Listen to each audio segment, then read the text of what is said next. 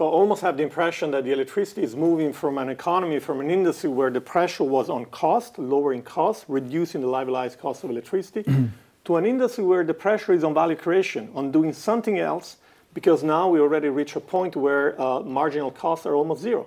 I mean, if you look at renewables, today, once a renewable plant has been financed, the cost of operating that plant is zero.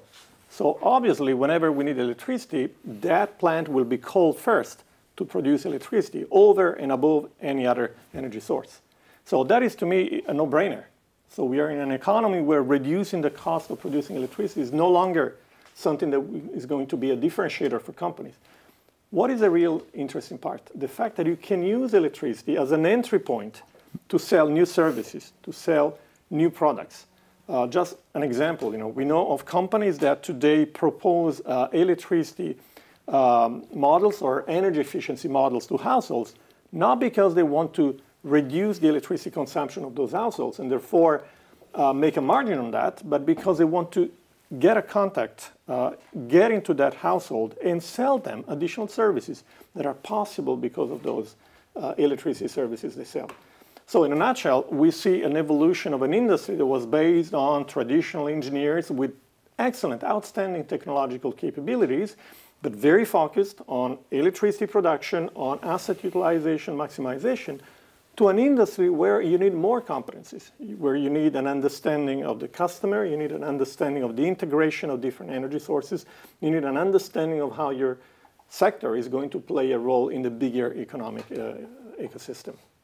Well, this is really where I would like to hear from you as a professor in strategy and strategy of innovation. How do you see the bankability of innovation? How can we develop innovation, new techs, all these new technologies that are going to permeate into our homes?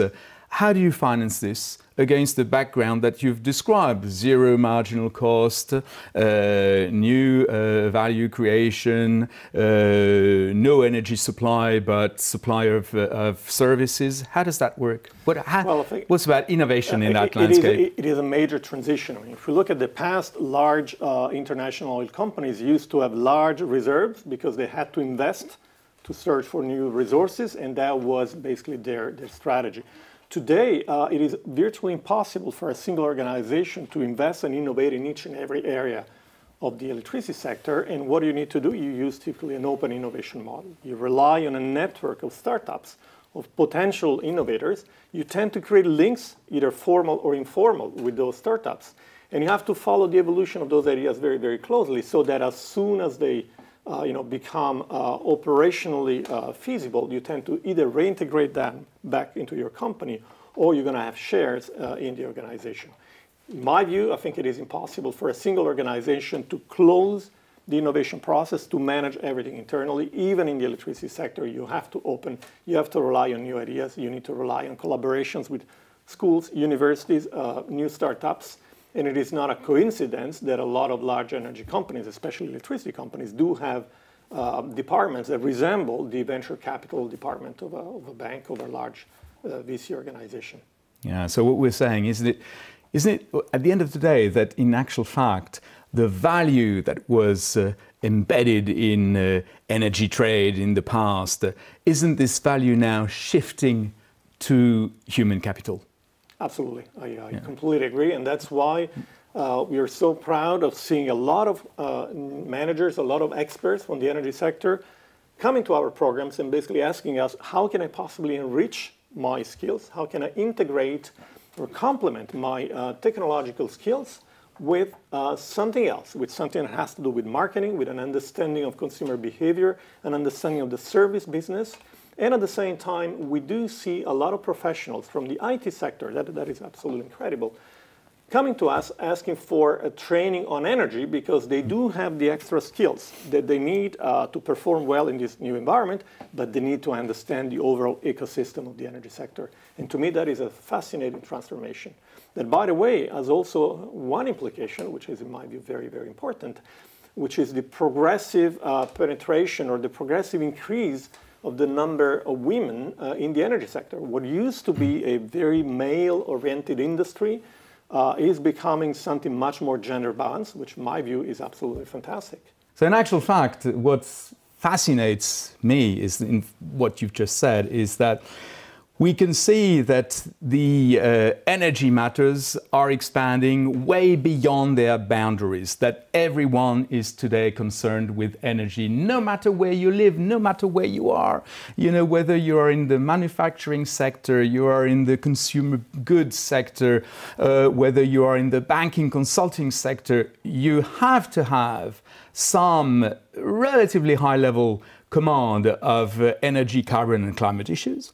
But what you've just said is that, on the other hand, the energy sector needs to import a vast number of skills from people and talents and sectors of the economy, which is completely outside of the energy sector and which we did not envisage being part of the energy sector some 10 or 20 years ago. A few years ago, I was asked to be part of the scientific committee of a new energy company, and I was expecting to see it around the table with engineers, with energy experts, and around me I had only software experts, mathematicians, experts of consumer behavior.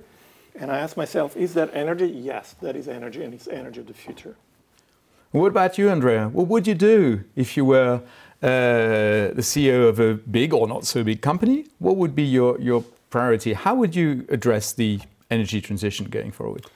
Big question, of course. I think the answer depends on whether I'm an executive of an existing established large company or the founder of a new startup trying to enter that market.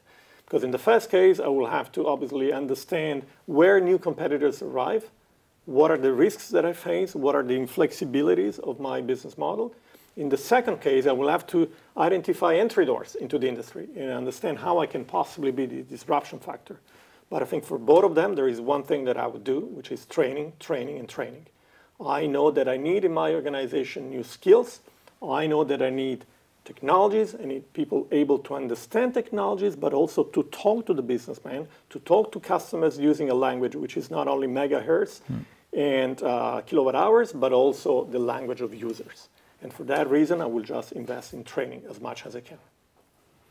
Well, it's been great talking to you, Andrea. Likewise. I'm really looking forward to our next talk. Well, I think we will have to meet again and discuss how the energy industry is going to evolve because it's changing at a speed which is just unprecedented. And I'm looking forward to it. Let's do that then. See you next time. Next time. Bye-bye, Andrea. Bye. Thank you.